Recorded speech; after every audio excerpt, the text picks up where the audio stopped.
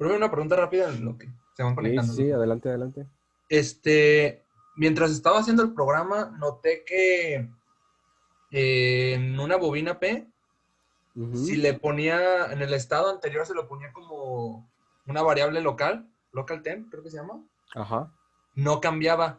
O sea, sí ve que cuando se le cambia Sí, claro, de claro. estado cambia true, false, true, false. Esta no cambiaba, no sé por qué. Ya cuando lo cambié a memoria global sí ya cambiaba. Sí, porque como requieres dos memorias, para eso es mejor siempre asignar una memoria local, por así. Una memoria de tipo físico, porque esa es más como una... Mira, la definición tal cual no la tengo, pero es como una especie de macro que se genera en el programa, en donde el cambio de la variable se hace ahí mismo en el PLC, por así decirlo.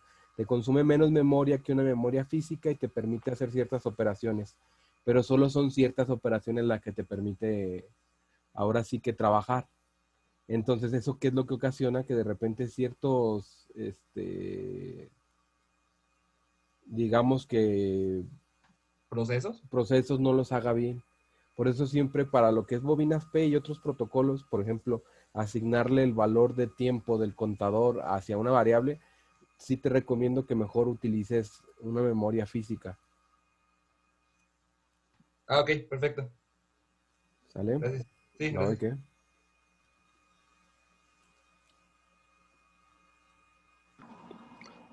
Oiga, profe, a mí se me estuvo reiniciando mucho el día, nada más de la nada se me cerraba, bueno, decía que tenía error y que se tenía que cerrar, ¿no sabe ¿Qué si eso se versión puede es? solucionar o algo? Sí, ¿qué versión es? Eh, la última, 16. sí, 2020. 2020. 16 o 15. 16. Creo que la 16. dices porque me ha pasado lo mismo. Ejecútala como administrador siempre. Ok. Profe, Sí.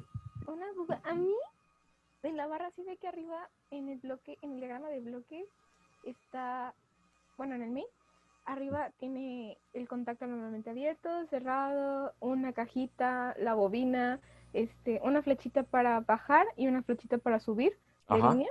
A mí se me borró primero la bochita, la flechita para subir y después se me borró la bobina y ya no las pude poner y ya, como ya tenía el proyecto aventajado, pues ya nada más estaba copiando y pegando las bobinas y ya les cambiaba el nombre, las reasignaba y de la flechita para arriba, pues ahí sí tuve que estar como jalando cablecitos, pero cerré el programa varias veces, reinicié la compu y aún así no se me volvió a aparecer. Pero ¿cómo era, qué era lo que decís que te pasa? O sea, ¿qué sucede?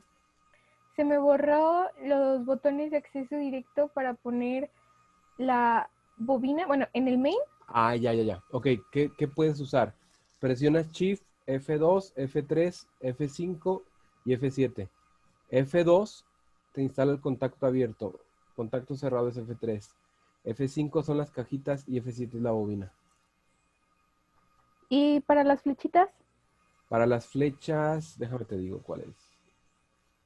Mira, Yo aquí. creo que del lado derecho, en donde la parte de instrucciones, también vienen ahí las instrucciones básicas y ahí vienen los accesos directos para la flechita y esas cosas.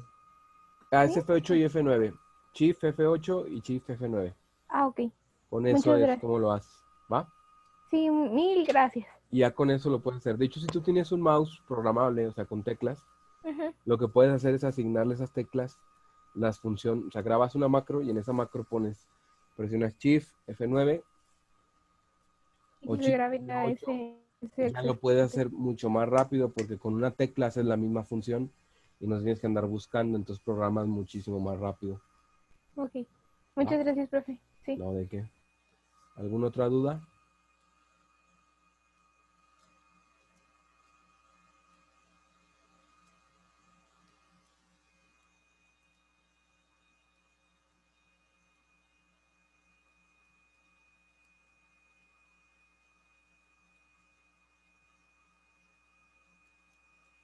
Profe, yo tengo una duda. Sí, te escucho, te escucho. Por ejemplo, es con el uso de lo que vendría siendo la bobina con transición positiva. Ajá. Por ejemplo, yo lo colocaba para, en este caso, para hacer el reseteado de un contador. Entonces yo lo colocaba después de que terminaba de hacer la cuenta, que se cumplían las cuentas Ok, para resetear, y lo ponía en lo que vendría siendo en, no sé, en el botón de paro de emergencia. ok. Pero noté que como estaban las dos con la misma variable o no sé, como que se quedaba bloqueada y no hacía la acción. Sí, es que tienes que asignar una memoria por cada bobina P, por así decirlo. Porque lo que hace es guardarte el estado de el, ¿cómo se dice? De la variable que estás usando. Entonces, a ver, dame un segundo. Es bien importante que cada que tú generes una bobina P, te va a pedir obviamente la variable que tú quieres considerar. Dame un segundo, ¿eh? Pero tienes que tener en cuenta dos cosas. Se te crea una bobina y al ser P, aquí va una memoria 1 y aquí va una memoria 2. En la memoria 1, ¿qué declaras? Declaras como tal lo que quieres monitorear. Y acá monitoreas el estado anterior. Eso es tal cual. Y la que modifico es la memoria 2. Entonces, si tú esta la repites en otra bobina P, a pesar de que aquí declares, pues memoria 2 y memoria 3, por ahorrar, porque así somos, ¿no? O sea, eficientizamos las memorias. ¿Qué es lo que pasa? Realmente este es el estado anterior de esta. Y como tienes dos elementos, que aquí está uno y aquí está otro, y esos elementos son diferentes, lo que hace el estado anterior es preguntarte, en el ciclo de escaneo anterior, ¿tú qué valor tenías? Por ejemplo, un 1. Y actualmente, ¿cuál tienes? Pues un 0. Entonces, es diferente, sí, por lo tanto hubo una transición negativa. ¿Sí me explico? O si tu estado anterior, otra vez aquí, era 0 y ahora en tu estado actual tienes un 1, pues obviamente no son iguales y hay un cambio y esa transición fue positiva. Y así es como sabe que hubo transición positiva o negativa. De hecho, tú puedes cambiar la P por N y también funciona, ¿no? Nada más que es justo bajo esta condición. Entonces, ¿qué es lo que pasa? El estado anterior es una variable que requiere que sea única por cada bobina P o N que tú tengas. Entonces, no puedes reusar bobinas ni puedes usar arriba porque la primera te sirve para comprobar actualmente cómo estás. ¿Sí me explico? Y la otra es anteriormente. Entonces, ¿qué es lo que pasa? Si tú pones la misma bobina, estás ligando que esto y esto están monitoreando al mismo, entonces no sabe a cuál irse y por eso se traba o no sabe qué hacer simplemente. Cuando te debería de marcar error. ¿Sí me explico? Te debería de marcar error porque no sabes a cuál estás escribiendo. Pero es que en realidad son dos localidades de memoria diferente en donde tú lo que guardas era el estado anterior de esa bobina que tú quieres observar. No sé si me explico. Sí. ¿Vale? Entonces, pues en ese caso, para esa aplicación no es viable utilizar con Sí, transición positiva. así es. No es viable. Es decir, si tú lo que sí puedes hacer es el uso de auxiliares, ¿sí me explico? Entonces, si tú Ah, quieres replicar varias veces eso, lo que haces es, ok, tengo varias condiciones que hacen eso. Un ejemplo, ¿no? Esta condición y esta condición. Quiero que todas me activen el mismo paro de emergencia, entonces no agrego tres o no hago eso. Lo que hago es junto estas tres condiciones en paralelo y ahora sí tengo mi transición P, memoria 1 y memoria 2, por así decirlo, ¿no?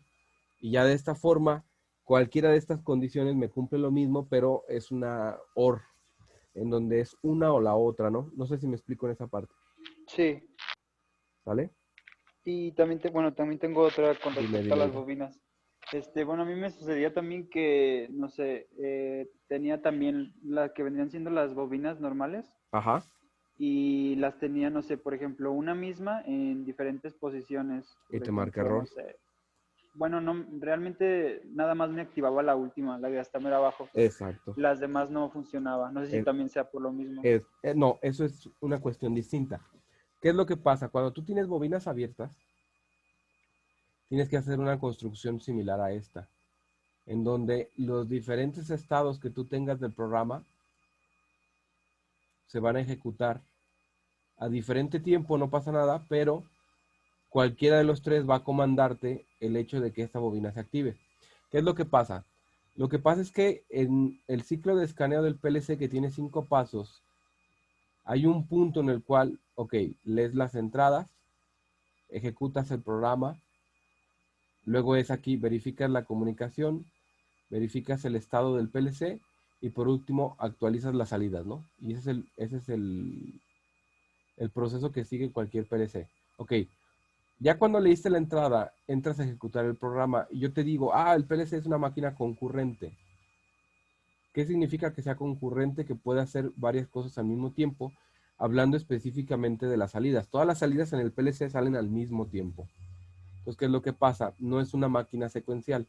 Entonces, aquí hay que considerar lo siguiente. Si tú en algún punto llegas a esto, que es el escaneo del programa o ejecución del programa, el programa, a pesar de que esto es una máquina concurrente, se ejecuta de arriba hacia abajo. Entonces, ¿qué es lo que pasa? Si aquí tú en una condición primero le dijiste que sí, y luego acá le dijiste que no, y luego por acá le dijiste que sí, como se ejecuta primero esto por tiempo, esta es una línea que en realidad es por tiempo, entonces tú lo podrías plantear en una gráfica digital, y ¿qué es lo que pasaría? Este sería el tiempo y este sería el valor, siendo un uno que sí. Primero le dijiste que sí, después de un tiempo le dijiste que no, y luego le dijiste que sí. Entonces tu última salida fue un sí, por lo tanto eso es lo que se queda grabado. No sé si me explico, y se ejecuta Sí. aquí. Entonces, ¿cómo lo evitas eso? Muy simple. Lo que tú tienes que hacer es tener varias condiciones en la cual esas condiciones están en paralelo, y ahora sí, si esta te dijo que sí, va, se prende, ¿no? Esta te dijo que no, no pasa nada, no se prende aquí. Pero si esta también te dice que sí, cualquiera de estas te va a poder activar. O tienes que evaluar en donde tú también digas, bueno, yo no requiero que las tres digan que sí para que esto se active, ¿no? Y ahora sí no tengo ningún problema con una bobina abierta. Pero eso ya va a depender de tu lógica, en donde por lo general, cuando tú tienes replicado en varias partes del programa sentencias en las cuales tú activas la misma bobina, es recomendable mejor quitas esta bobina replicada en varias ocasiones y pones Ya un auxiliar, auxiliar. y el auxiliar te activa esa bobina en paralelo. Eso es lo recomendable. Excelente. ¿Va? Sí, muchas gracias. No, ¿de qué? ¿Alguna otra duda? Sí, profe. Escucho. Por ejemplo, en una práctica de los pistones, hay una que es una salida para abrir pistón y otra, bueno, para sacar pistón y otra salida para meter pistón. La pregunta es, ¿por qué no en una sola? Que si lo activa lo saca y si está desactivado lo mete. ¿O por qué es así? Ok, porque recuerda que hay pistones de simple efecto y doble efecto. No sé si me explico. Sí. Ok, se refiere ok. Exacto. ¿Por qué? Porque esto sí, que no llevaron nada de pistones o de neumática o hidráulica Sí, durante. sí, ¿Sí? vamos. Ok. Si ustedes recuerdan, hay pistones, ¿no? Y todos llegamos a hacer lo siguiente. Todos llegamos a jugar con alguna jeringa, ¿sale? En donde le quitábamos obviamente la punta, ¿no? Y rellenábamos de cualquier líquido, el que sea la jeringa, presionas la salida de la jeringa y además presionas el émbolo. ¿Y qué era lo que pasaba? Había un efecto de compresibilidad, ¿no? Que obviamente si lo haces con gas, pues el gas tiene una mayor compresibilidad a que si lo haces con un líquido, ¿no? De ahí viene de que nosotros podamos tener pistones neumáticos y pistones hidráulicos, ¿no? La diferencia entre usar uno y el otro, y lo vamos a ver en algún momento si es que me toca darles en clases en automatización industrial, es que la parte neumática, pues es como para movimientos simples que no requieren una gran fuerza y a lo mejor requiere un poco más de velocidad como tal, o simple y sencillamente para soplar, que es muchas de las veces, o enfriar.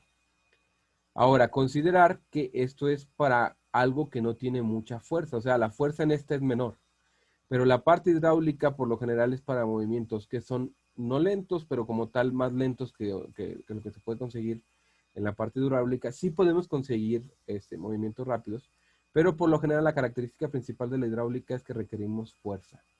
Por esa razón ustedes tienen algo que se llama gato hidráulico que puede levantar su carro en cierta posición, ¿no? Esa es la diferencia con respecto a algo neumático y es el mismo ejercicio que ustedes llenan la jeringa con un líquido, la presionan y entonces ven que cuesta más trabajo a que si la llenan de aire, vuelven a presionar y se comprime casi toda. Va a haber un punto en el cual no se pueda comprimir. Entonces, considerando esto, no importa lo que yo tenga, vamos a tener, además de que el pistón puede ser de cualquiera de esas dos formas, vamos a tener que hay pistones de simple efecto y de doble efecto.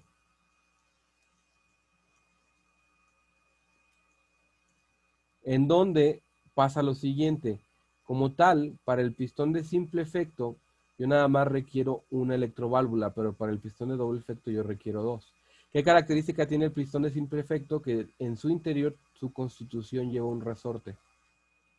Y ese resorte lo que hace es que cuando yo active la electroválvula, permite la salida a través de un desplazamiento del émbolo, pero como hay un resorte que está siempre poniendo oposición al movimiento natural de salida del émbolo, pues, ¿qué es lo que va a pasar? Si yo quito ese aire que está ejerciendo una presión mayor a la constante de elasticidad del resorte, lo que va a hacer es que se regrese ese émbolo a su posición original por causa del mismo resorte, ¿no? En cambio, en el cilindro de doble efecto o en el pistón de doble efecto, con un solo pulso que le dé de cierta duración, que es muy poca, puede ser de 1 o 2 segundos, el aire va a empezar a fluir hasta el punto en que llega por completo el émbolo a salir, y para yo tener que, por así decirlo, retraer el pistón, pues tengo que activar la segunda electroválvula. Entonces, al activar la segunda electroválvula y desactivar la 1, simple y sencillamente se regresa. Si yo las activo los dos al mismo tiempo, va a ejecutar la primera que haya llegado físicamente el aire, y la otra permanecerá bloqueada. Entonces, cuando yo te ponga que tienes dos para entrar o salir, es por la sencilla razón de que es un pistón de doble efecto. No sé si hasta aquí me explico, Mercado. Sí, profe. ¿Vale? Y en dado caso que, por ejemplo, nos pedía que en el paro de emergencia desactiváramos todo. ¿Qué haces? Muy simple. Lo único que tienes que hacer es evitar que cualquier salida digital salga. O sea, ¿y físicamente se quedaría el pistón donde estaba? ¿Dónde estaba? Ah, ok. ¿Sí me explico? Sí. Como tal. ¿Por qué? Porque no puedes desaparecer o dejarlo en una... ¿Por qué? Porque si te fijas, yo en ningún momento dije que fuera una válvula de posiciones intermedias que se puede conseguir con un cilindro de doble efecto. Que sí hay. O sea, para esta necesitas una electroválvula 3.2 y para esta necesitas una electroválvula 5.2. Pero sí tú puedes conseguir una, con una válvula de posiciones intermedias que el pistón no tenga más que entrada y salida. Es decir, posición 1 y posición 2, en donde hasta aquí está retraído y esta es la carrera cuando ya está el émbolo aquí, ¿no? Ok, con un cilindro de posiciones, con una válvula de posiciones intermedias, si pudieras conseguir posiciones que se encuentren dentro de la parte o de la recta numérica, por así decirlo, del desplazamiento del émbolo. Entonces yo nunca te mencioné eso, por lo tanto, lo único que tienes que hacer es evitar que cualquier salida esté activada, es decir, pones un paro de emergencia en donde que mientras esté presionado, pues pueda salir esa salida, pero en algún momento si esto se abre, ya esto no tiene energía, ¿sí me explico? Ok, o sea, por ejemplo, lo que yo había hecho era resetear todo, pero no, ¿verdad? Entonces es... También se puede, o sea, pero ten en cuenta de que hay un detalle importante, que si en tu examen yo veo que tú tienes una salida así, ¿qué crees que va a pasar? Reprobado directo. Exacto. Entonces, ¿qué tienes que resetear? Puedes resetear esto. ¿Sí me explico?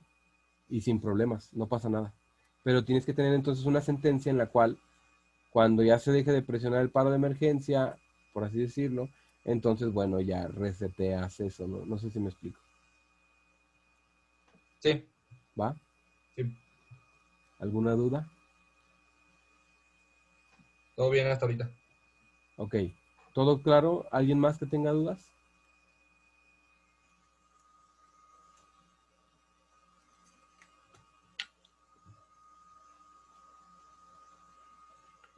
Ok, pregunta y sincera, ¿no? Además de mercado que ya me comentó, ¿alguien más tiene algún problema con las prácticas, con el tiempo?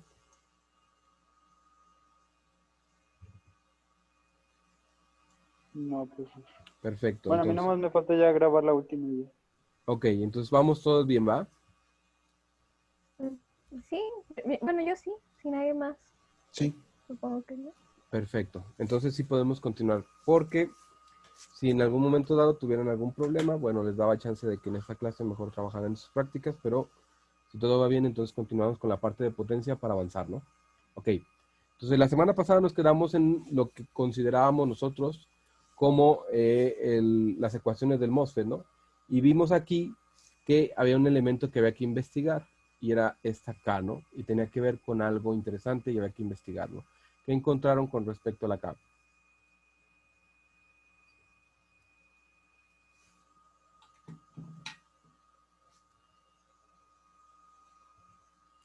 Porque yo sé que siempre estaban atentos en todo momento y que fue lo primero que hicieron luego de que se terminó la clase, ¿no?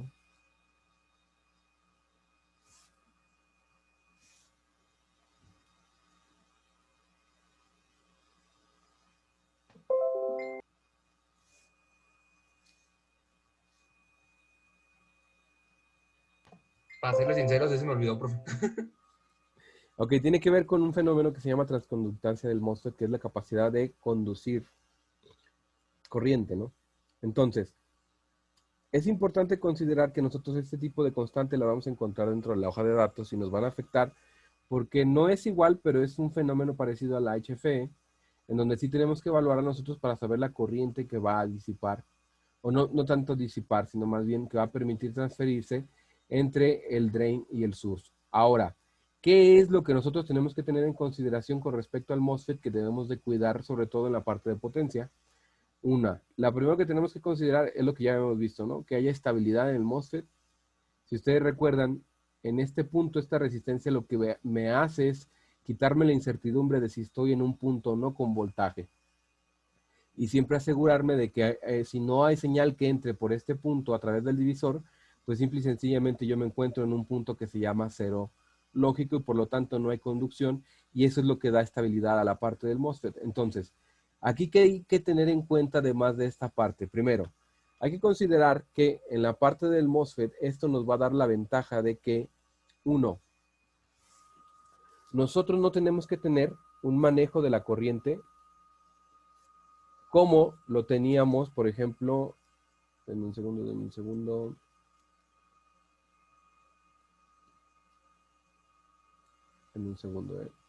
parece ser que...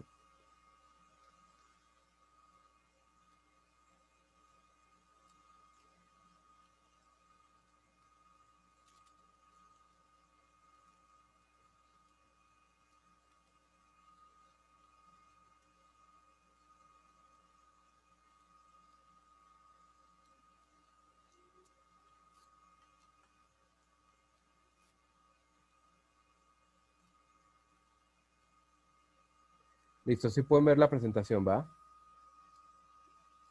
Sí, profe, sí se ve. Sí, estamos viendo lo de ventajas. Ok, perfecto. Entonces,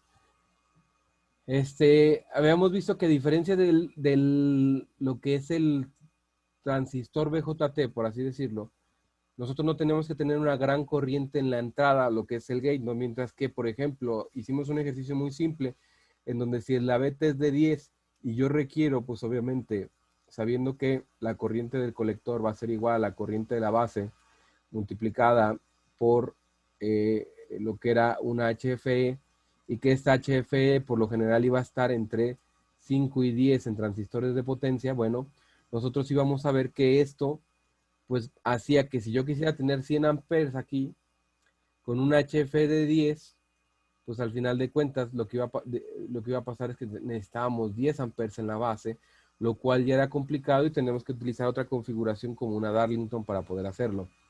La diferencia con el MOSFET es que yo puedo manejar sin problemas una corriente muchísimo mayor, sin tener que tener una corriente alta en la parte del gate, sino simple y sencillamente me voy a manejar lo que es un voltaje y ese voltaje me va a permitir a mí poder trabajar sin ningún problema.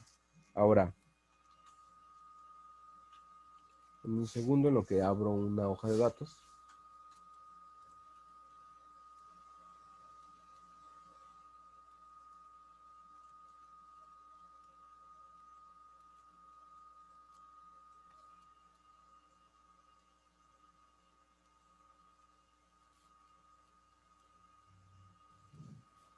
Ya funciona.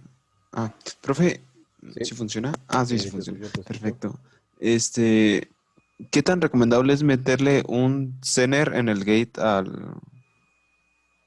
a un MOSFET para Ah, garantizar el eso es buena voltaje? idea. ¿Qué es lo que tú tienes que considerar para el Zener? Primero, si tú te tienes que ir al Zener, vas a buscar esto que es el voltaje gate source. Entonces, la diferencia es que tú no tienes que superar los 20 volts. ¿Sí me explico? Entonces tendrías que poner un Zener que no te permita un paso de voltaje superior a los 20 volts y con eso te aseguras de que no haya ningún problema. Además de poner el divisor de voltaje, ¿no? El divisor de voltaje te asegura de que en ningún momento también superes ese voltaje, considerando de que tu fuente puede ser calculada al máximo del ciclo de trabajo o con un voltaje constante máximo para que ya no puedas superar ese voltaje de control. No sé si me explico en este punto. Sí, pero respecto a potencia, ¿no habría algún problema? No, porque como tienes una alta impedancia en la entrada, porque requieres muy baja corriente para echarlo a andar, lo único que tienes que considerar es que un Zener de baja señal, o sea,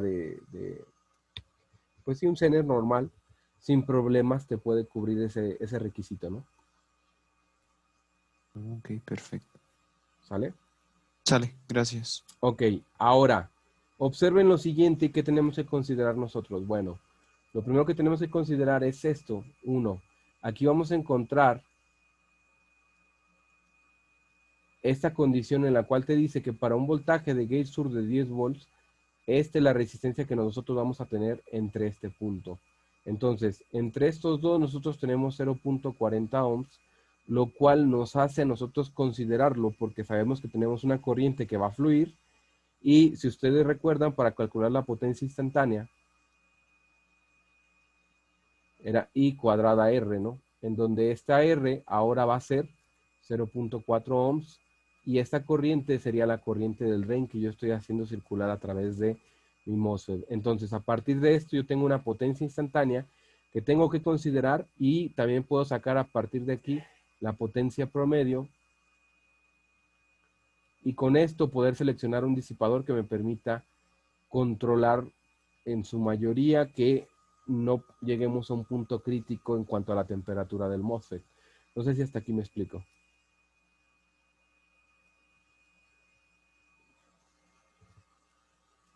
Sí, profe. Ahora, consideremos también lo siguiente. Hay un voltaje importante en cuanto a drain a source que nosotros tenemos que respetar, que es de 500 volts. Es decir, por ejemplo, este MOSFET así sencillito puede soportar 500 volts entre drain a source y tiene la capacidad de manejar en corriente, déjenme ver, corriente del drain, corriente del drain, corriente del drain.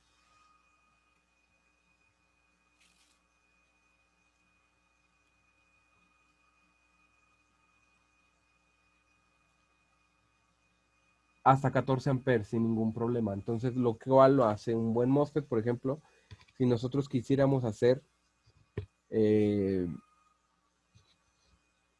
digamos que un control de velocidad para un motor de un caballo, sin problemas lo pudiéramos hacer con este tipo de MOSFET, ¿no?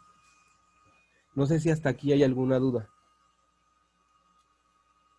¿Se Profe, podrían poner MOSFETs en paralelo Se o puede. hay alguna configuración para, pues, no sé, decir, manejar un amperaje de 20? Se puede sin problema. Lo que haces es que los pones en paralelo, la carga va en paralelo a ellas, por así decirlo. Y si tú recuerdas, por leyes de Kirchhoff, en un nodo las corrientes que entran tienen que ser igual a las corrientes que salen, ¿no? Sí. Entonces, si tu carga te demanda un poco más de corriente, no pasa nada, simplemente tienes más caminos por los cuales irte, pero el control sí tiene que ser igual, no sé si me explico. O sea, el pulso que llegue a ambos debe de tener el menor desfase en cierto punto, no sé si me explico en esta parte. Es decir, debe de llegar la señal al mismo tiempo a los tres. Entonces tienes que tener en consideración la parte de la velocidad.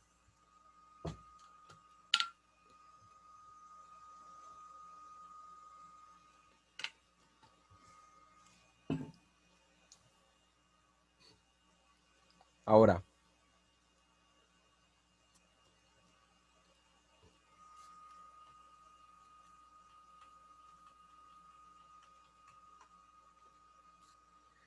otra de las ventajas, además de la parte de la alta impedancia, es que simple y sencillamente nosotros vamos a ver que manejar el MOSFET nos da la ventaja de la velocidad. Es decir, nosotros podemos, como ustedes lo vieron al principio de la presentación, podemos nosotros sin problemas tener una frecuencia que puede alcanzar hasta los megahertz.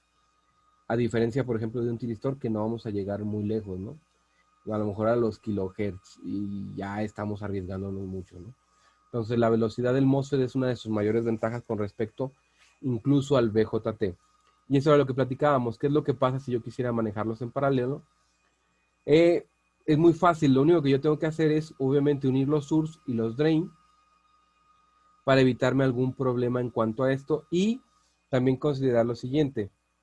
No se pueden conectar entre sí las compuertas porque son altamente capacitivas y como ustedes saben, a pesar de que un capacitor tiene una inductancia parásita, eso va a ocasionar que se generen oscilaciones de alta frecuencia en el gate. Entonces, esto es lo que nosotros tenemos que considerar añadiendo esta resistencia, ¿sí me explico? Para que no haya ningún problema cuando se conecten en paralelo. O sea, poner una resistencia a la entrada y aquí es el punto, por así decirlo, de conexión. No sé si hasta aquí me explico. Profe, ¿me podría repetir otra vez lo de por qué es muy capacitivo el MOSFET? Porque internamente cualquier capacitor que va a tener una resistencia y una inductancia parásita, ¿no? Ujú. Si tú lo recuerdas, ¿qué es lo que pasa? Normalmente en el capacitor, ¿sale? En el interior, si tú dejas un capacitor cargado y vas después de unos 2 años, ¿qué es lo que va a pasar? Si tocas las dos puntas, ¿te va a dar un toque? Después de 2 años, pues sí, o sea, está energizado, ¿no? Es muy difícil, ¿no? Porque ya ese capacitor, por lo general, pasando un tiempo considerable, se va descargando. ¿Por qué? Pues Ah, porque efectivamente sí tiene una resistencia que es parásita. Al igual, todo capacitor tiene una inductancia que es lo que ocasionaría si tú conectas las dos compuertas. Bueno, lo que ocasionas es esto. En realidad lo que estarías haciendo es esto. Entonces, al tú agregarle una señal en este punto, vas a crear oscilaciones de frecuencia que no quieres que pasen. ¿Por qué? Porque al momento en que tú apliques un voltaje, bueno, este se carga y este también, y es ahí donde hay problemas, porque la señal que tú querrías ver aquí, en realidad se puede comportar, en lugar de comportarse como una señal cuadrada, puede hacer esto. ¿Sí me explico? Y al hacer esto es perjudicial para los MOSFET. Entonces, ¿qué es lo que haces? En lugar de que eso pase, conectas en paralelo añadiendo una resistencia anterior a la base. Entonces, disculpen, ok. aquí tú ves que el punto de unión no está directamente aquí. No, el punto de unión está aquí. Y antes del punto de unión siempre hay una resistencia, como es este caso y este caso. Y con eso te evitas ese problema y el manejo de MOSFET es el mismo, ¿no? Ok, gracias. ¿Alguna duda? Y en este caso se evita la resistencia de gate a No, source. si tú llegas a tener problemas igual de estabilidad continuamente, pues lo que haces es aquí agregar una resistencia, por así decirlo, con respecto a sus source, ¿no? Considerando lo siguiente, si tú haces esto, obviamente aquí que se vuelve a generar, se vuelve a generar otro divisor de voltaje, ¿no? Entonces, ¿qué es lo que pasa? Muy simple, no te preocupes, no es algo complicado, cancelas esta resistencia y este es el divisor de voltaje en el cual tú ya tenías calculado para el mismo MOSFET, no sé si me explico, y se vuelve algo simple. porque al final de cuentas estos están conectados en el mismo punto eléctrico y esto aquí es donde iría tu carga. No que aquí vaya el voltaje, ¿no? Porque si pones voltaje aquí estás creando simple y sencillamente un corto que pues te va a dañar este transistor, porque ten en cuenta que en realidad tienes una carga de una resistencia de 4.4 más o menos en cada uno, y esto al estar en paralelo pues se reduce a 0.20, ¿no? Entonces lo que va a implicar es que si tú tienes en cuenta esto, pues tu resistencia es menor, ¿no?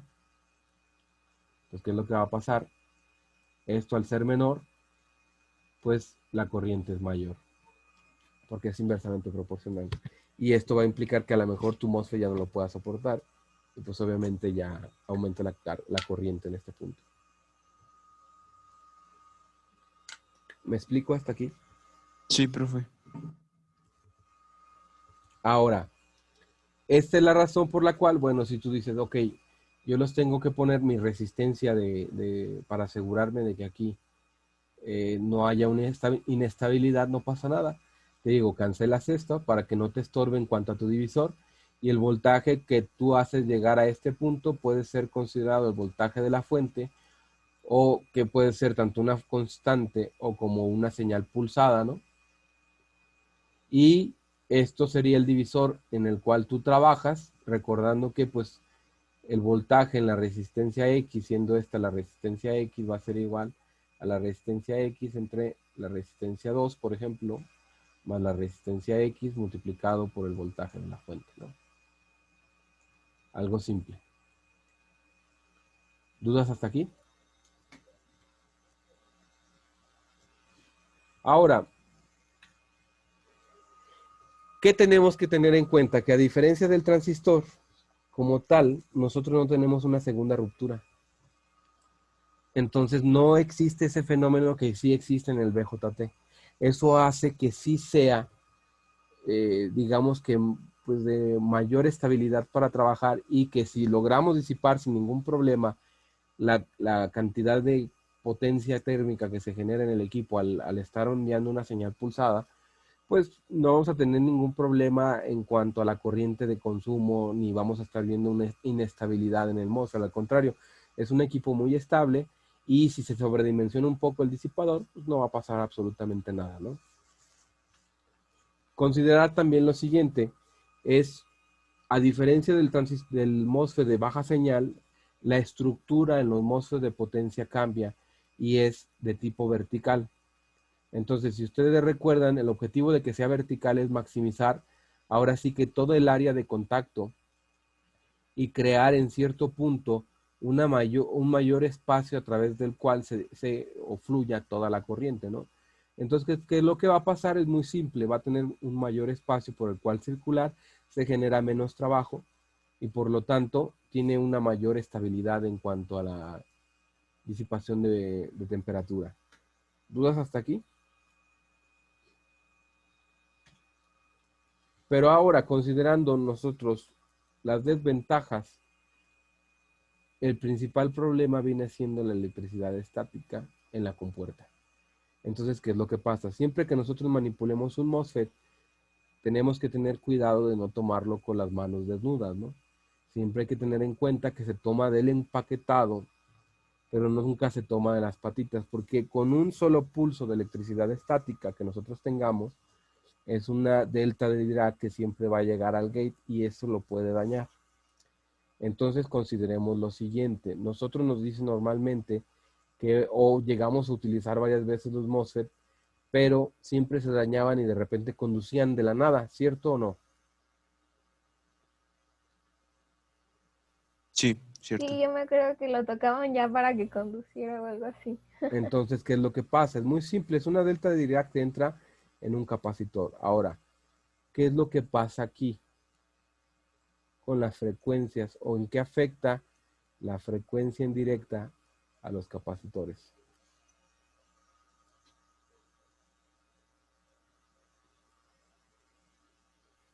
Pues depende del capacitor, ¿no? De si puede marcar esa frecuencia.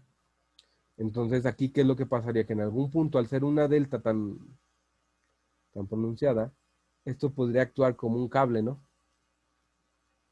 Y llegar directamente al gate. sin ningún problema y hacer que esto conduzca sin control. Entonces es muy importante considerar esto, ¿no? Perdemos nosotros el control si nosotros no consideramos esto conforme a la parte de la estática. Entonces, ¿qué es lo que normalmente se puede hacer? Bueno, considerar los sobrevoltajes con diodos Zener, con varistores, y también incluso para picos de corriente, pues agregar bobinas que retrasen precisamente o filtren cualquier cantidad, por ejemplo, de transitorios que pudieran llegar a la base. Ahora, normalmente, ¿qué es lo que se recomienda cuando ustedes trabajen con MOSFET? Muy simple, optoacoplar. Si ustedes optoacoplan, por ejemplo, teniendo un circuito en el cual tengan esto,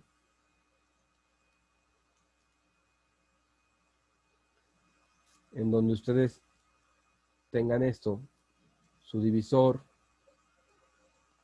ya previamente planeado,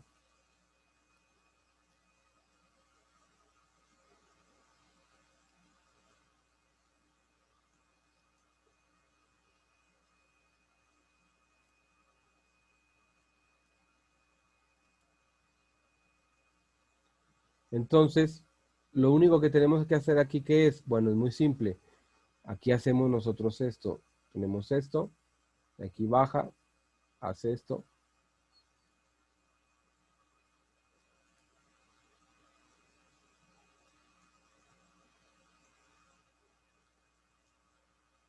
y este voltaje puede ser, por ejemplo, un poco mayor, por ejemplo, pueden ser 20 volts o 30 volts, considerando que el voltaje que llegue a este punto no debe de ser superior o mayor que el voltaje entre gate y source, que por ejemplo hace rato vimos que en este caso eran 20 volts, ¿no? Entonces tengamos en cuenta que esta fuente puede aumentar lo que sea necesario sin ningún problema, mientras que el divisor tengamos la protección, el cuidado de que esto no sea superado o que no supere el voltaje de gate source. Y es aquí donde dicen, ¿qué puedo agregar? Bueno, puedo agregar yo aquí la parte del diodo Zener, ¿no?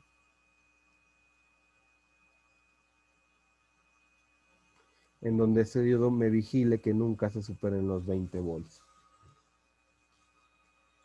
Ahora, ¿hasta aquí alguna duda?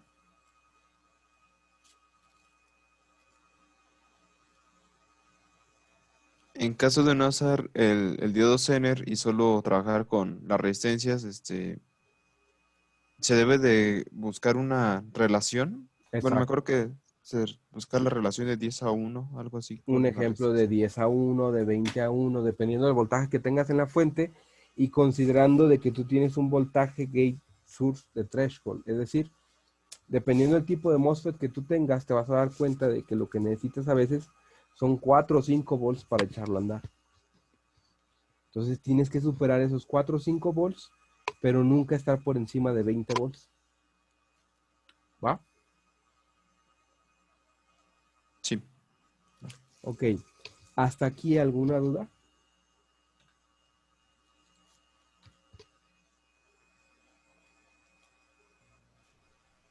Porque hay un monito muerto. Ok. ¿Qué es lo que podemos considerar nosotros? Por la estructura que tienen, eh, digamos que es muy poco probable que sobrevivan un cortocircuito. Entonces, ¿qué es lo que pasa? Cualquier unión entre positivo y negativo que se cree puede ocasionar que el MOSFET se dañe. Entonces es importante agregar a las cargas inductivas siempre una red snubber, o de lo contrario, si yo no protejo esto, en el punto en el cual dejo de conducir o cambio de sentido, se crea un microcorto, siempre. Porque la corriente de la que se le suministra a la bobina, pues la carga, y en algún punto tiende a descargarse cuando nosotros ya dejamos de alimentar esa bobina o esa carga inductiva, y eso pues tiene polaridad contraria a lo que teníamos y puede coincidir con una activación y eso hace que sea un corto. Entonces, ¿qué es lo que va a pasar? Ahí es difícil proteger a los MOSFET si no tenemos en cuenta ese tipo de fenómenos que pasan con las cargas inductivas.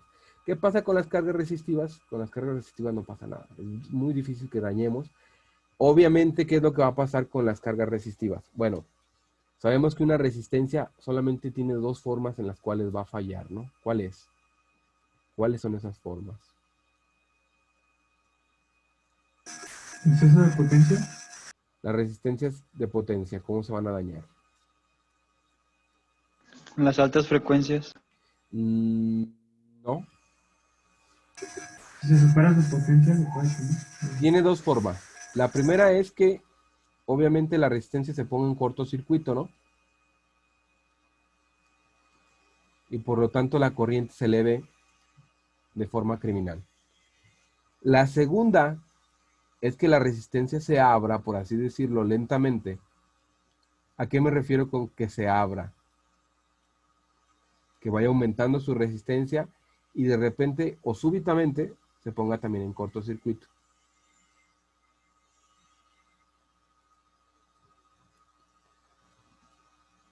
Y ya, simple y sencillamente, ¿qué es lo que va a pasar? Las dos terminan con el resultado de que la resistencia deja de marcar, ¿no?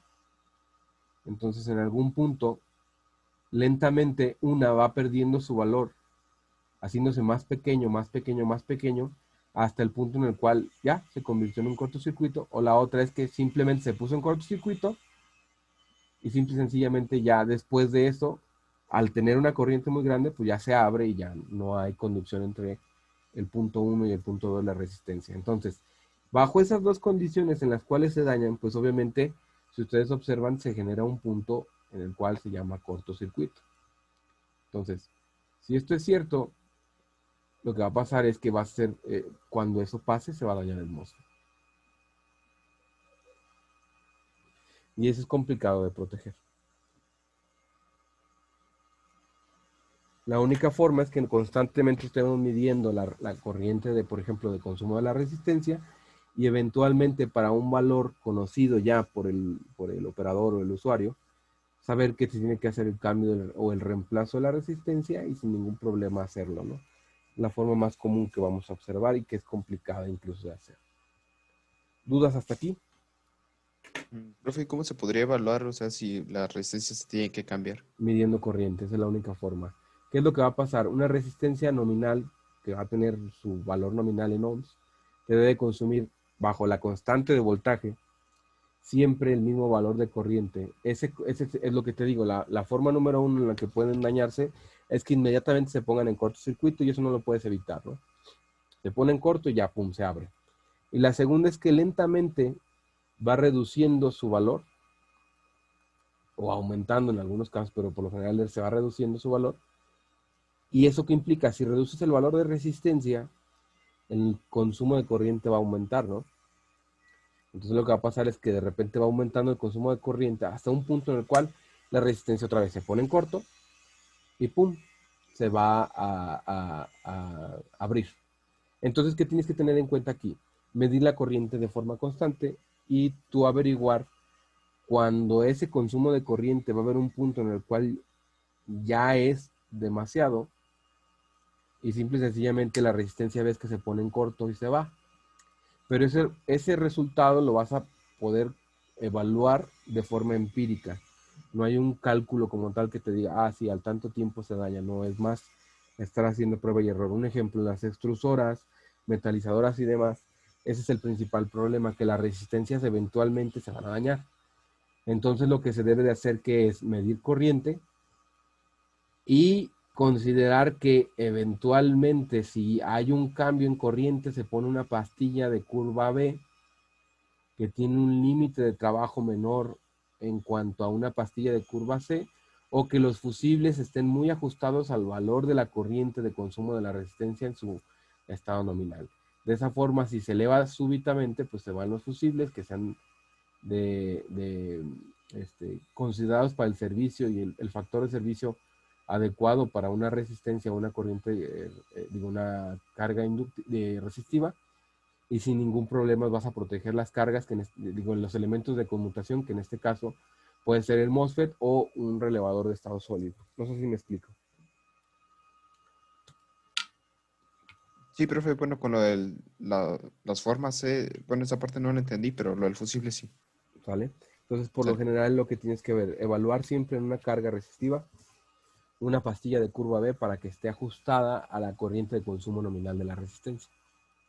De esa forma, si se bota, tú salvas la parte de conmutación y muy probablemente ya la resistencia esté dañada al punto en el cual sea conveniente de una vez cambiarla. Pero es un problema muy común en cuanto a las extrusoras, que puede ocasionar incluso un daño mecánico, ¿no? Porque recuerda que, por ejemplo, las extrusoras es un cañón que está girando, y en el punto en el cual están girando, si hay un tapón plástico y un tornillo sin fin, pues lo que va a hacer es crear presión hasta el punto en el cual truene, ¿no? No sé si me explico. Sí, profe. Es un efecto contrario a lo que era el potro de la Santa Inquisición. En donde estiras, aquí es comprimes, ¿no? ¿Alguna duda? No, nada más, no supe qué es lo de el componente que dijo de la curva B. Ah, ok. ¿Recuerdas tú que para proteger contra cortocircuitos hay dos elementos, ¿no? Uno es fusibles, en donde hay servicio y clase, ¿no?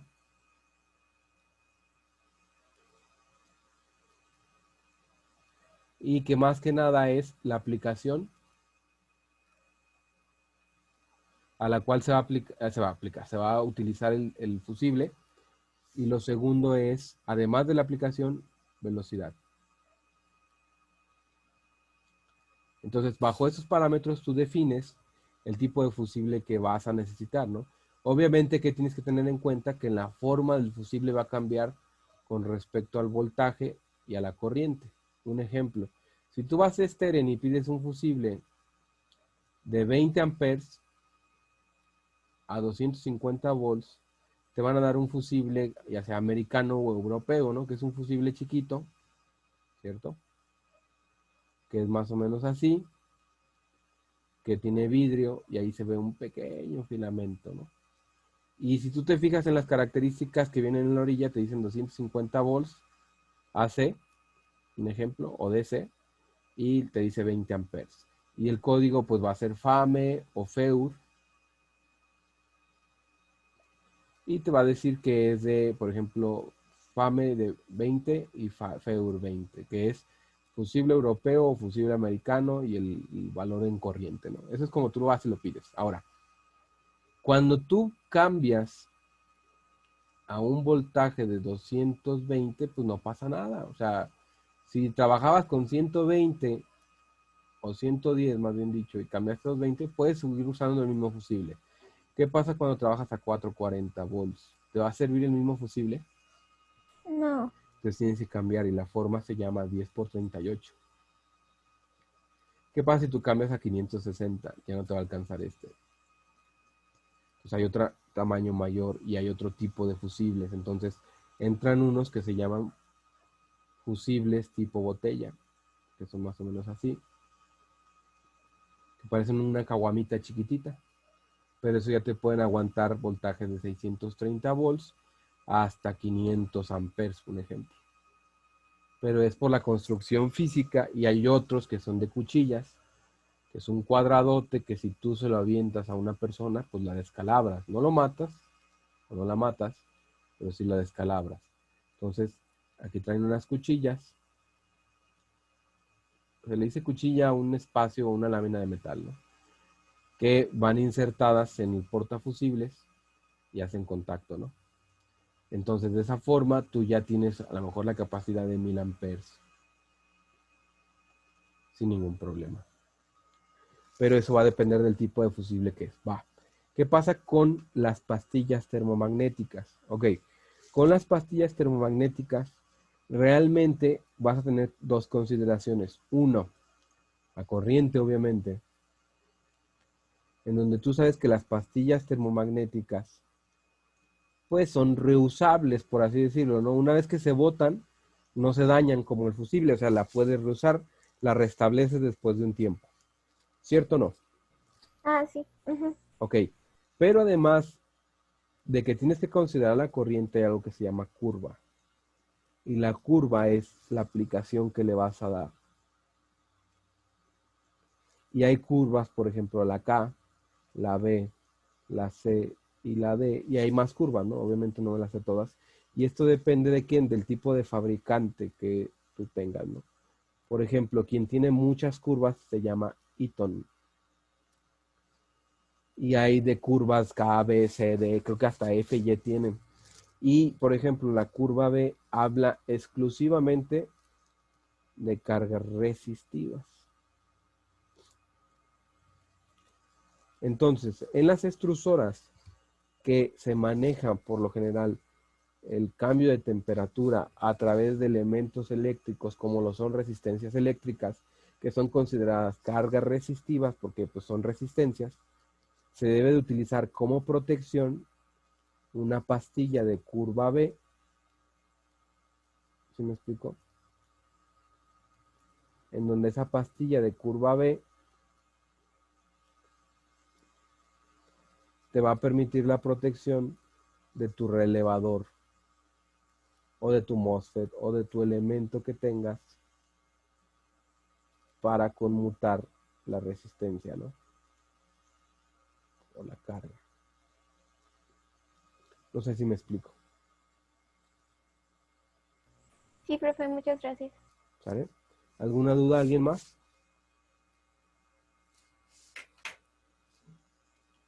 Ahora, vamos a hablar acerca de los IGBTs. Para llegar a este punto, necesitamos recuperar un poco de lo que era BJT y MOSFET. Si ustedes platican con alguien, vamos a suponer que están platicando con su pareja, que no es ingeniero o ingeniera, y les pregunta, oye, ¿qué es un BJT? Oye, ¿qué es un MOSFET? Y ya cuando le explican, ¿no? Tiernamente y con cariño y con un gran instinto de paciencia, protección y condescendencia, ¿no? Entonces, una vez que ustedes explican esto, les preguntan, oye, ¿cuáles son las ventajas del BJT y cuáles son las ventajas del MOSFET?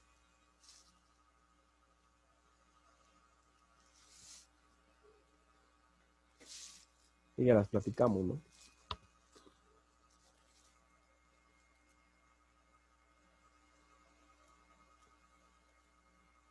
¿Te las decimos?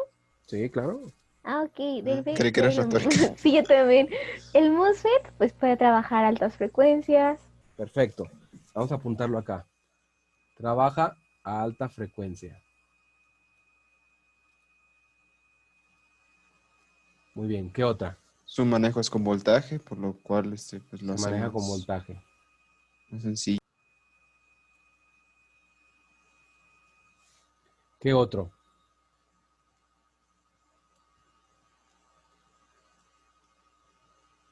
No existe la segunda ruptura. Exacto, no existe la segunda ruptura.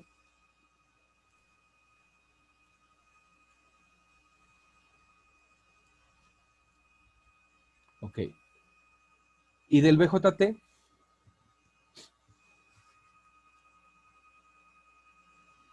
No le afecta la electrostática. Ok.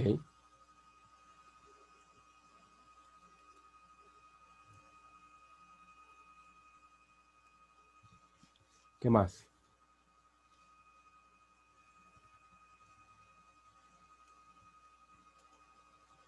Pues resiste, ¿cómo se llama? Corrientes más altas. Pudiera ser, aunque, ¿qué otro sería más importante? El voltaje que hay entre este punto y este punto es cercano ¿a qué?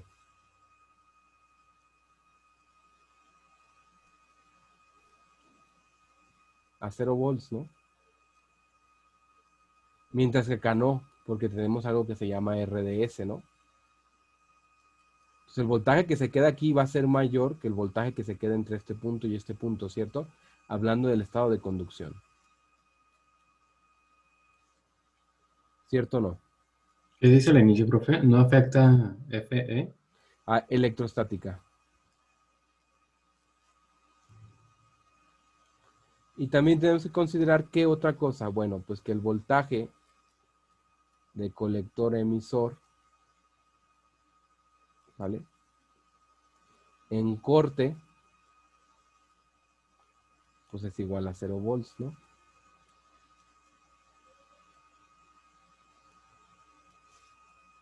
Es decir, no voy a tener ningún problema en este punto, ¿no? Y ¿cuáles serían las desventajas? Aquí lo platicamos. La electrostática.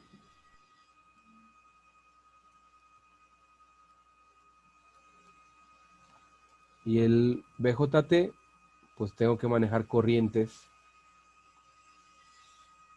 grandes de base, ¿no? Y sobre todo la segunda ruptura. Ok, ¿qué pasa con el IGBT? Ah, bueno, el IGBT, la ventaja que tiene es que se comporta en la compuerta como un MOSFET, pero en su salida se comporta como un BJT. Entonces lo vamos a simbolizar de esta forma, ¿no? Entonces, ¿qué es lo que me implica? Bueno, es muy simple.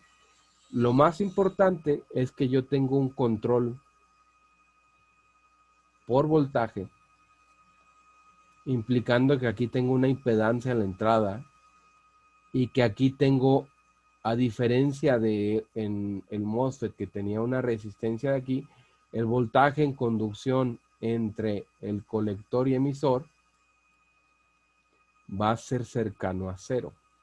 O es menor, pues, o sea, no va a ser el mismo al que se queda en el MOSFET, porque el MOSFET realmente es una resistencia variable, mientras que el BJT es una fuente de corriente como tal, ¿no?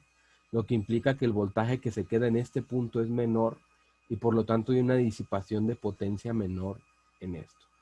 Además de que gano con todo esto lo siguiente, gano que haya una mayor respuesta en frecuencia.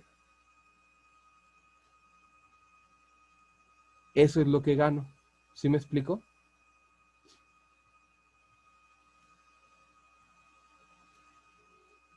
Profe, la gráfica que había no reaccionaba a la misma frecuencia el BJT que el IGBT.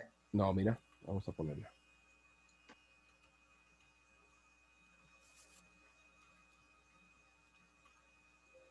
Ahí está. ¿Qué encuentras en el IGBT? O sea, nosotros nos encontramos ahora en este punto de la gráfica, ¿no? Y si tú observas esta línea, nos dice que en frecuencia, pues podemos superar, ponle aquí que a lo mejor serán 20 kilohertz. Pero observa ahora esta línea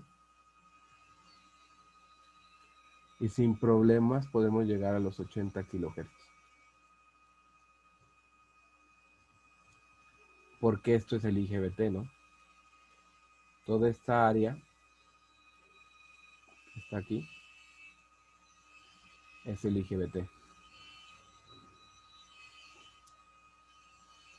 No sé si sí queda claro. ¿Y Sí. tiene menor resistencia en cuanto a corriente, profe? Sí, O sea, respecto o sea, ¿qué es lo que va a pasar? Bueno, aquí vamos a encontrarnos un problema. ¿Por qué? Pues porque sí maneja menor corriente que el BJT. Pero, ¿qué es lo que vas a observar? Compáralo contra el MOSFET. ¿Sí me explicó? Y si tú lo comparas contra el MOSFET, pues es mayor, ¿no? Entonces sí se cumple lo que dijo Jocelyn, que el BJT maneja mayor cantidad que el MOSFET de corriente. Así es. El BJT maneja mayor cantidad de corriente, pero no es algo que te preocupe tanto. Lo que sí te puede preocupar es lo siguiente. Observa el IGBT y entonces se puede considerar como que trae un mayor voltaje que los dos en cuanto a su capacidad de bloqueo, ¿no? Y su manejo de voltaje, es decir, ve hasta el punto en el cual llega. Obviamente sacrifica un poco la parte de corriente, pero si nos vamos a esta parte, pues también es algo muy aceptable conforme a lo que es frecuencia. Entonces es un dispositivo que se va a desempeñar un poco mejor que este y que este. No sé si me explico hasta aquí. Sí, profe. Sí. Y una pregunta. Ajá. No sé si el problema de perspectiva, pero el MOSFET y el BJT manejan el mismo voltaje. Casi, ¿sí? Como 1000 volts más o menos. Obviamente el BJT maneja un poquito más. Pero ahí es cuestión de perspectiva nada más, ¿no? Ok, gracias. ¿Vale? ¿Alguna otra duda?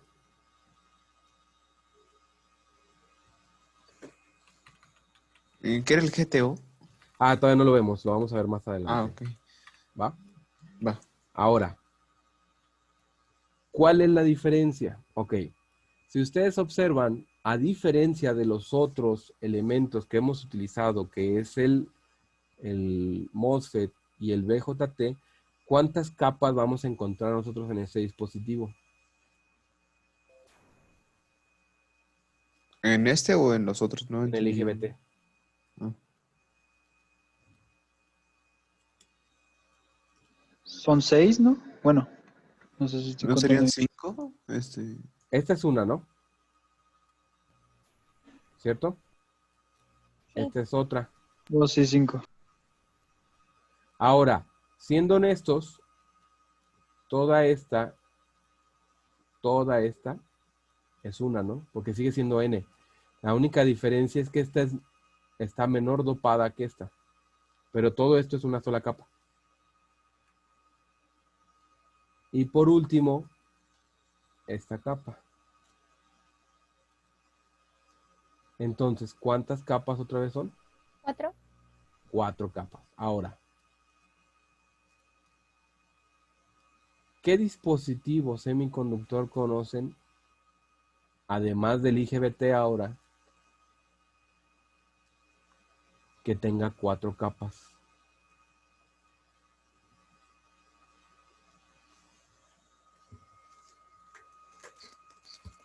Pues el diodo 4 capas. No, el dedo de 2.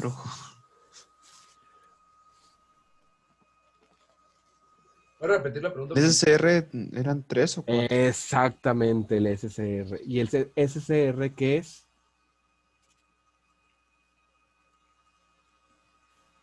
Era un diodo con disparo, también se le llama tiristor. Es un tiristor.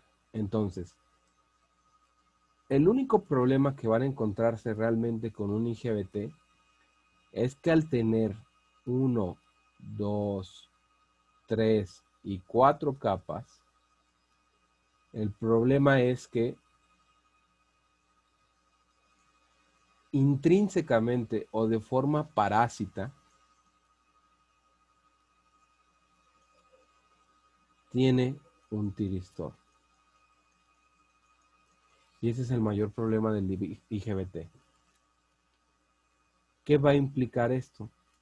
¿Cómo trabajaba el SCR? Una vez que se activaba, conducía, creo. ¿Y lo puedes parar? No, nada más, ni quitando el voltaje de la Tenemos que activación. quitar, no, pero tenemos que quitar el voltaje como de alimentación del Exacto. Ajá, SSR, ¿no? de todo. Quitas el voltaje de la carga, ¿no? O la otra es que inviertas polaridad. Son las dos formas, ¿no? Entonces, tomando en cuenta de que esto tiene un tiristor parásito, si yo llego a activar ese tiristor, ¿qué creen que vaya a pasar? Entonces ya no lo voy a poder desactivar hasta que le Efectivamente. quite la de carga. Ese es el principal problema con los IGBTs. Que si yo no tengo eso en cuenta y yo no tengo en consideración de que el tiristor realmente es muy fácil de activar, ese tiristor parásito, siempre se me van a estar activando y no los voy a poder evitar. O sea, siempre van a estar trabajando. Todo momento va a estar trabajando y eventualmente se va a destruir. Va a explotar. Ahora, esta es la estructura. Observen cómo está. Tenemos unas regiones más dopadas, que son estas, como N, y una menos dopada que me ayuda en este aspecto con la capacidad de bloqueo. ¿Sale? Ahora, Tenemos después la conducción. Y si ustedes observan, esto que está aquí es lo mismo que teníamos con respecto al dióxido de silicio de los MOSFET. Entonces observen cómo esta es la compuerta y no está directamente conectada a las capas NOP, sino que nosotros vamos a encontrar que aquí las placas están aisladas por este dióxido de silicio que está aquí. Entonces aquí es donde tenemos la entrada como capacitor.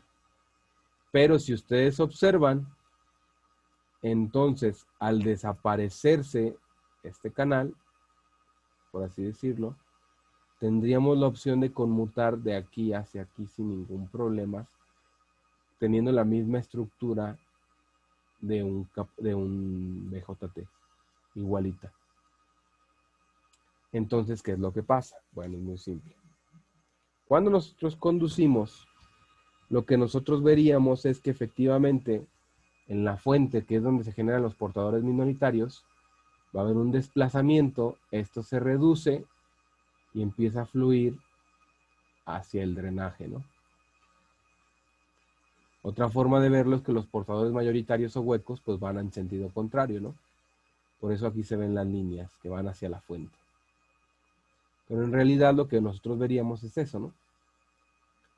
Ahora, aquí, ¿qué es lo que nosotros tenemos que considerar? Bueno, es muy simple. Su símbolo es este, donde por lo general el que más van a encontrarse es este de aquí. Y el circuito equivalente, es decir, cómo trabaja de forma equivalente, es esto.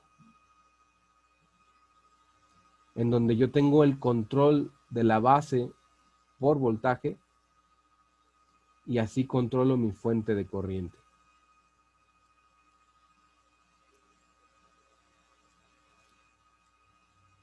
No sé si hasta aquí me explico.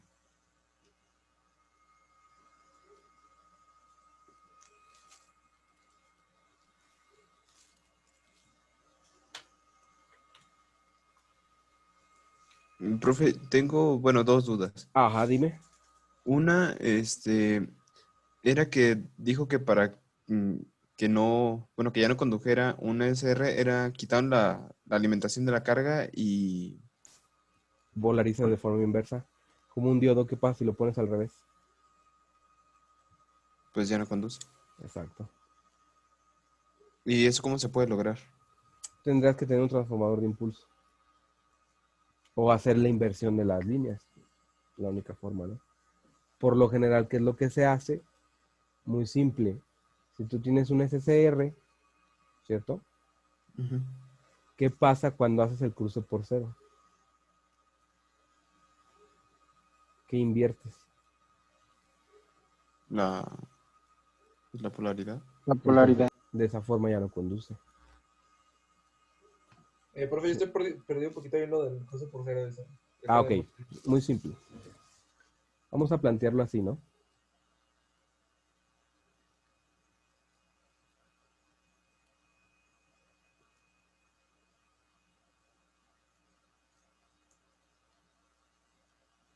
Ok.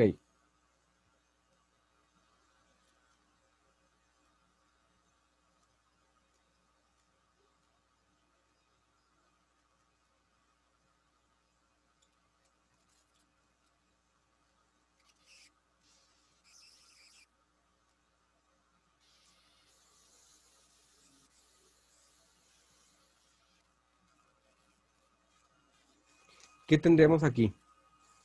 Suponiendo que este es 1 a 1 y aquí tengo 110 volts, pues aquí tendría 110 volts, ¿no?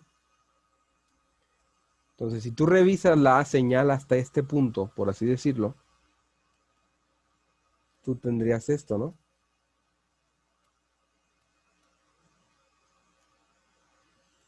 ¿Cierto o no?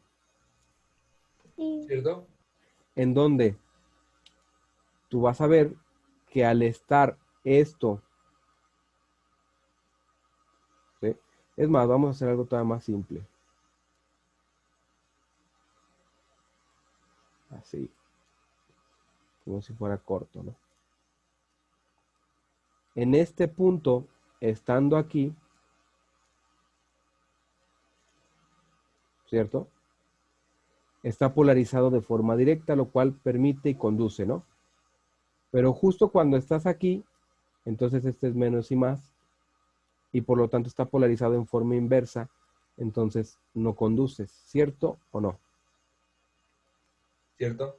Entonces ahora observa lo siguiente. Si yo te digo aquí la carga, tienes, no sé, este,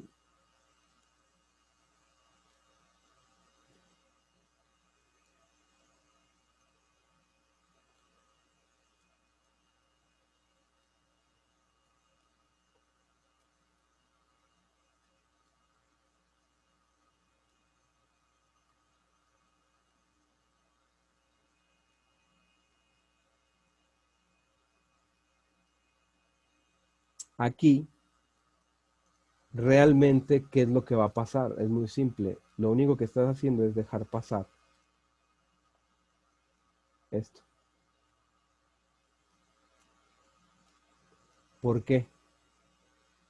Aunque tú tengas un 1 aquí siempre.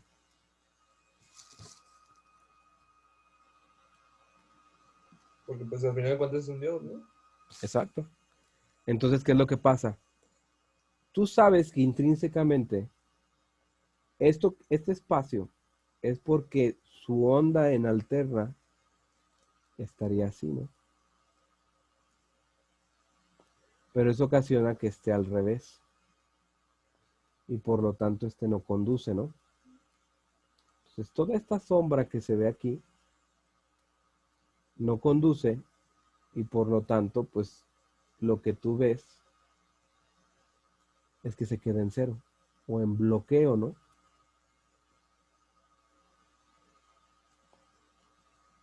Pero tú sigues con este uno aquí. Entonces aquí lo que voy es, si ya conduciste, porque aquí está la activación de uno, y nunca desconectaste aquí, ¿por qué, por qué no permitió la circulación? Pues porque en realidad lo que pasó fue que se invirtió la polaridad, ¿no? Y esa es la forma número 2 de hacer que un tiristor o un SCR se desconecte, que tú inviertas la polaridad. No sé si me explico ahora. Sí. Sí quedó. ¿Sí queda claro? Sí. Ahora, ojo, porque pues esto no aplica, por ejemplo, si tú tuvieras esto, ¿no?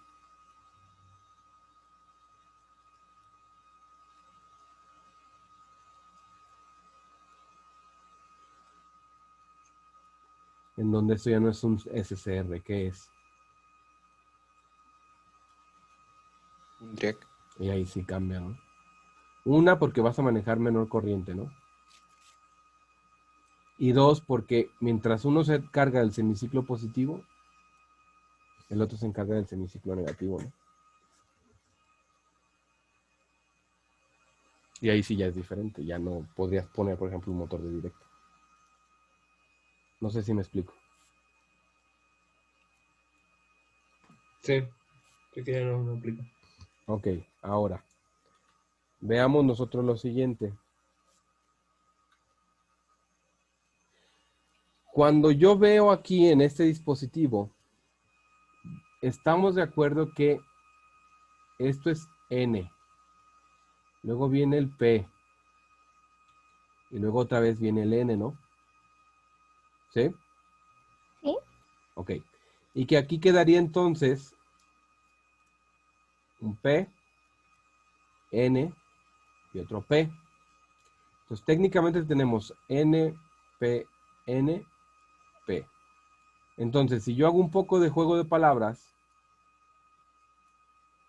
esto es un transistor y estos son dos transistores, ¿cierto o no? Cierto. NPN y PNP. ¿Queda claro hasta aquí? Sí. Sí. Entonces observen lo siguiente. NPN y PNP, ¿dónde estarían? Son estos transistores. A pesar de que yo tengo el control por el MOSFET. Entonces, ¿Por ¿qué qué es el lo- anterior solo tenía un NPN? Digo, un Ah, PNP. porque esto es parásito. Lo tienes por construcción. ¿Sí me explico? No sé si me doy a entender en esta parte. Sí. Sí, O sí. sea, es parásito, no lo puedes evitar, lo tienes. O sea, ya es un default porque está aquí. ¿Sí me explico? Entonces, si tú observas ese transistor que está aquí, que es NPN, ¿sí está? No lo puedes evitar. A pesar de que estás en la compuerta, no lo puedes evitar. Ahora, la pregunta es, si ustedes observan, esto está aquí, ¿no?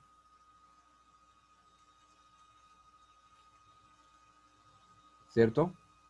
Y esto está activado por esto. ¿Sí o no? Sí. Sí. Entonces, considerando que si nosotros, por alguna razón, logramos activar esto, este retroalimenta a este y este retroalimenta a este. Entonces, si este tenía un 1, ahora tiene un 2. Si este un 2 tiene un 2, activa este. Entonces, este activa un 3 y este activa un 3 y este activa un 4 y este activa un 4. Y así sucesivamente hasta que esto sea tal cual que se destruyan. ¿Sí me explico? Es la parte que dijo que una vez que se activa ya no se va a poder desactivar, ¿verdad? Exacto, porque esto de aquí es el símbolo de quién, de un tiristor. Entonces, ¿qué es lo que va a pasar? Es muy simple. Nosotros para evitar que esto suceda, ¿qué tenemos que considerar? Primero, considerar que hay un voltaje de ánodo a cátodo que no se debe de superar en ningún momento. Número 2, es bien importante que esta señal sea perfectamente cuadrada.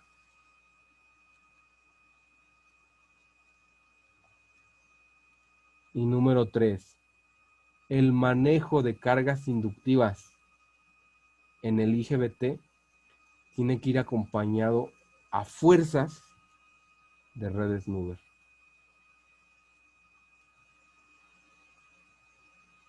¿Sí queda claro?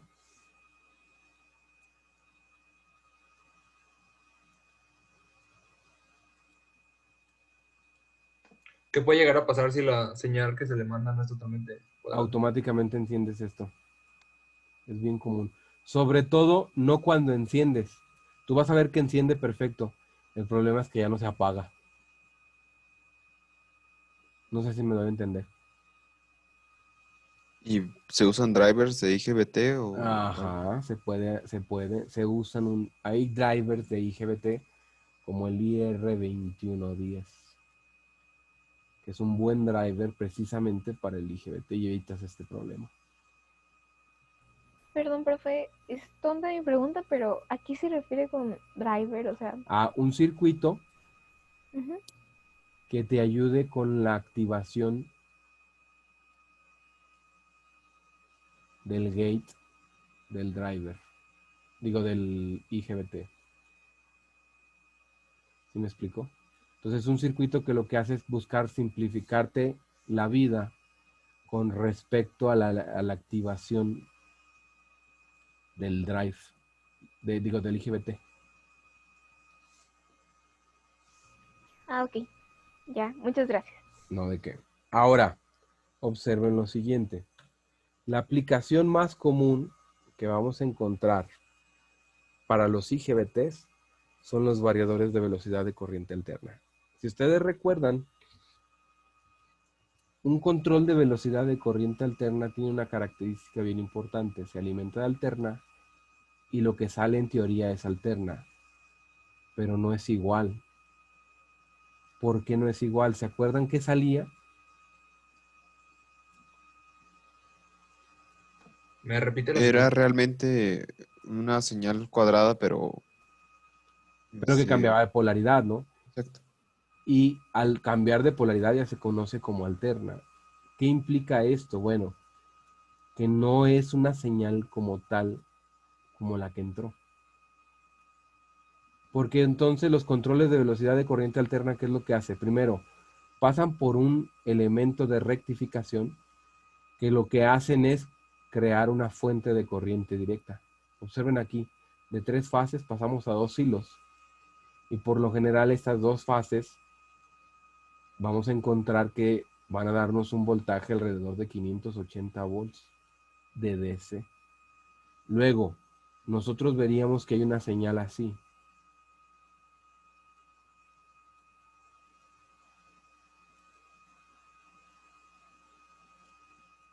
Y esa señal, pues obviamente si ustedes la quisieran ver, sería como así.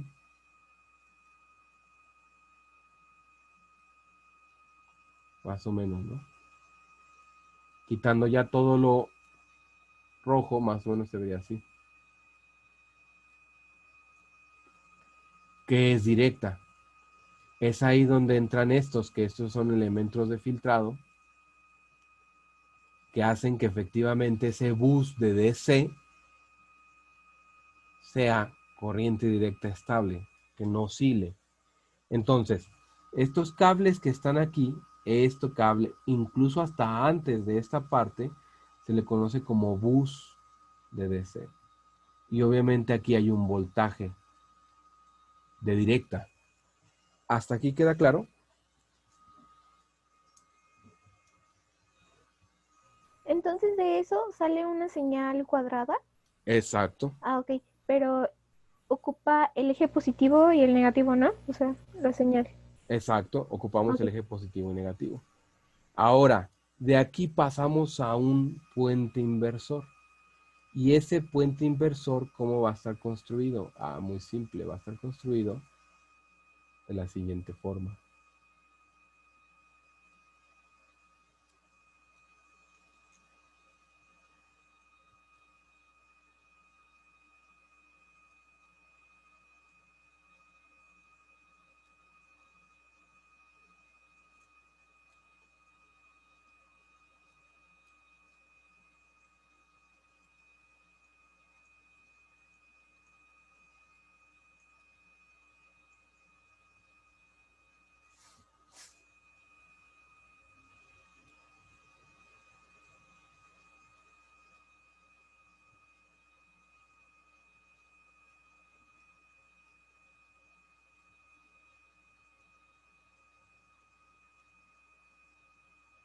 En donde aquí es el positivo, aquí es el negativo y la salida es lo que nosotros vamos a llevar hacia el motor en sus 3 líneas, ¿no?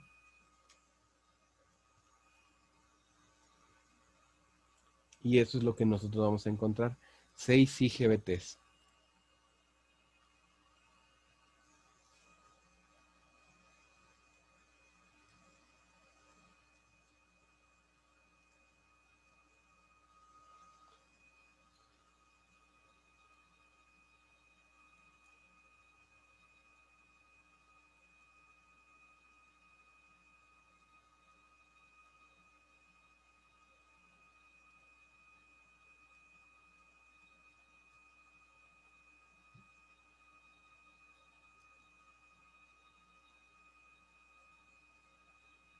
¿Dudas?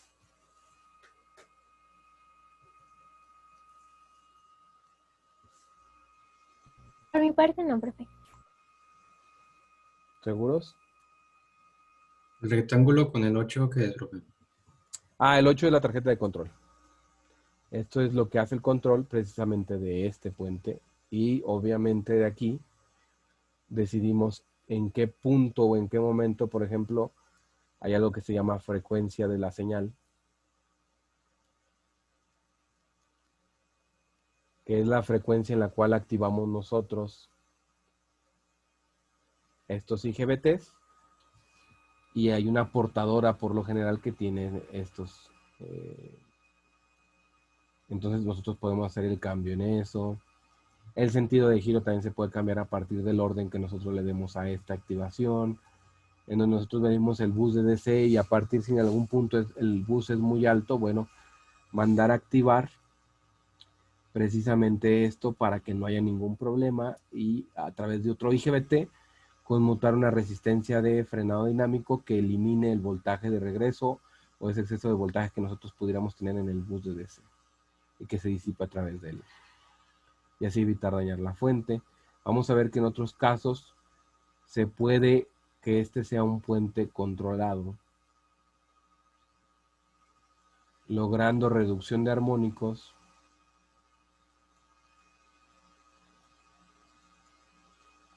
y además también lo que se puede conseguir es que sea regenerativo,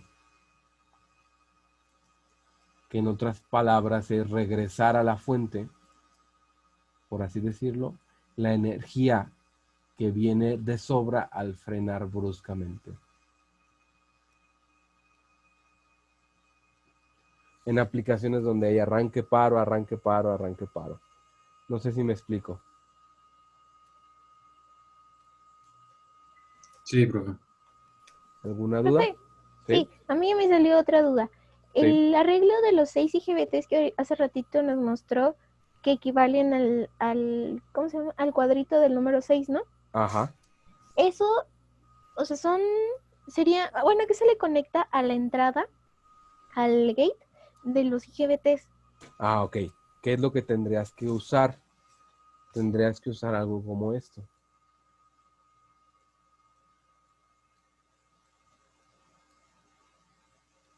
Eso es lo que te va a ayudar.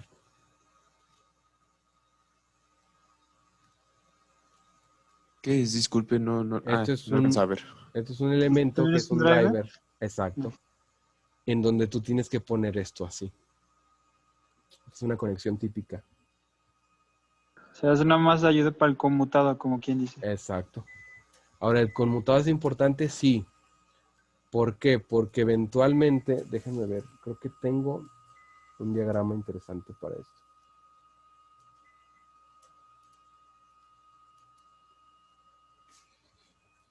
Denme un segundo, por favor.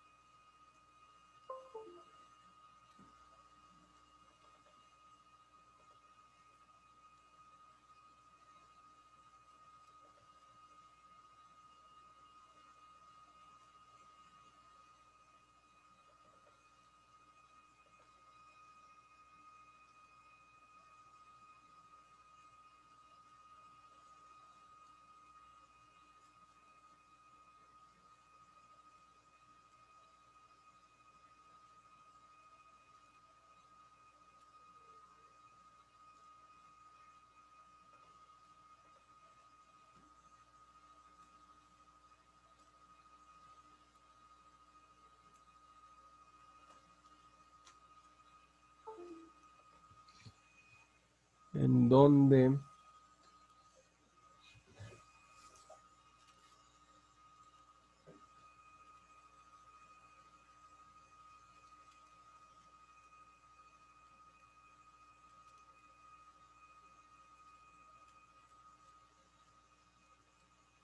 No sé si pueden ver la hoja de datos Sí, profe, sí lo podemos ver. Ya se ve. de International Rectifier, ¿sí la pueden ver? Sí, sí se ve. Sí.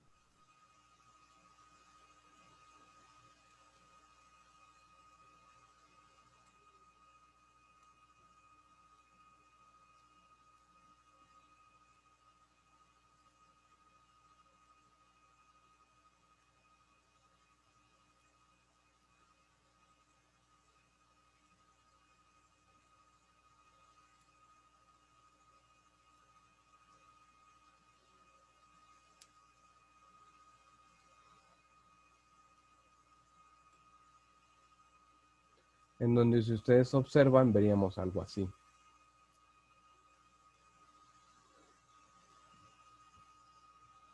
Para el control, por ejemplo, de motores con el uso de IGBT.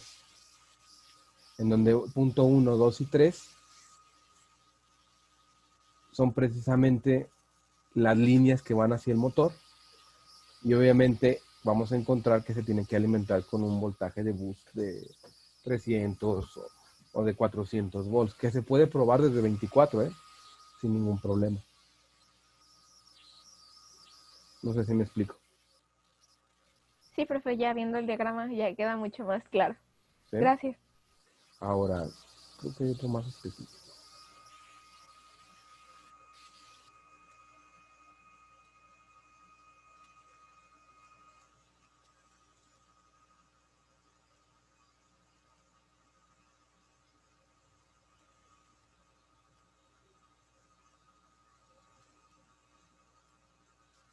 No, esto no es.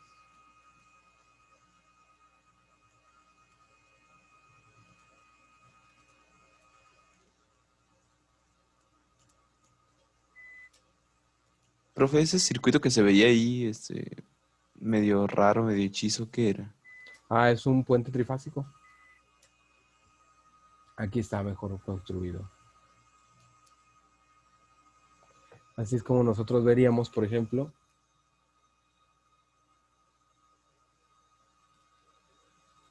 y es como nosotros podemos hacer un puente trifásico, ¿no?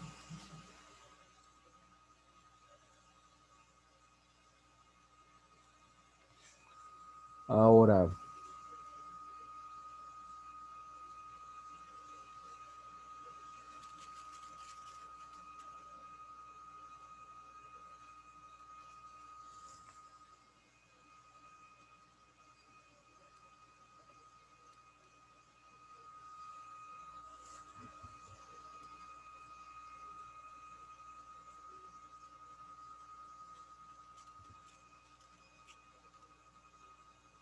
denme un segundo, por favor.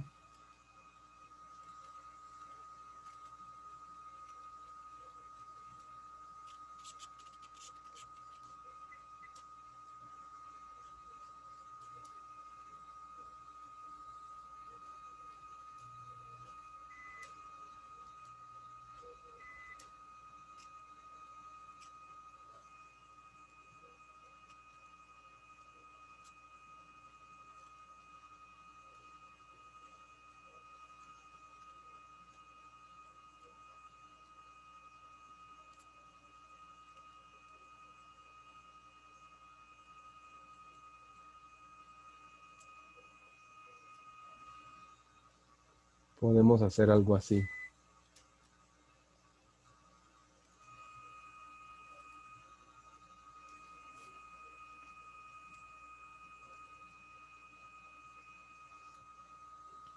En donde este es el driver y estos son los que, por ejemplo, por fase, así sería el control del IGBT.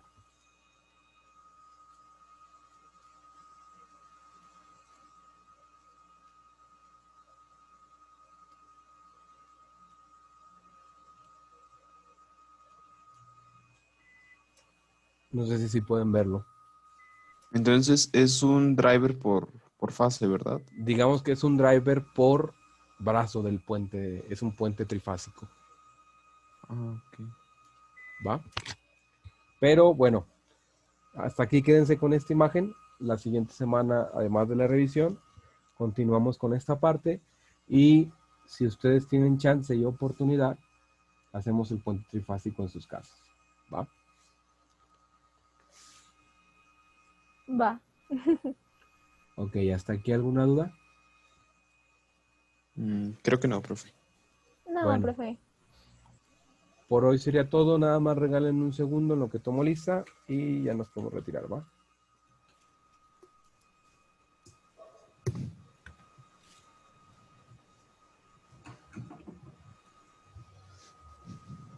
Tu gatito, Fer.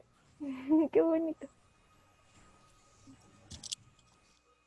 Mm,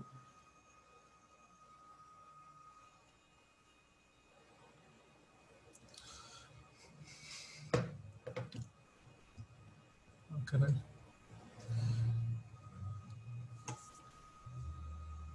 ¿Listos? Listo.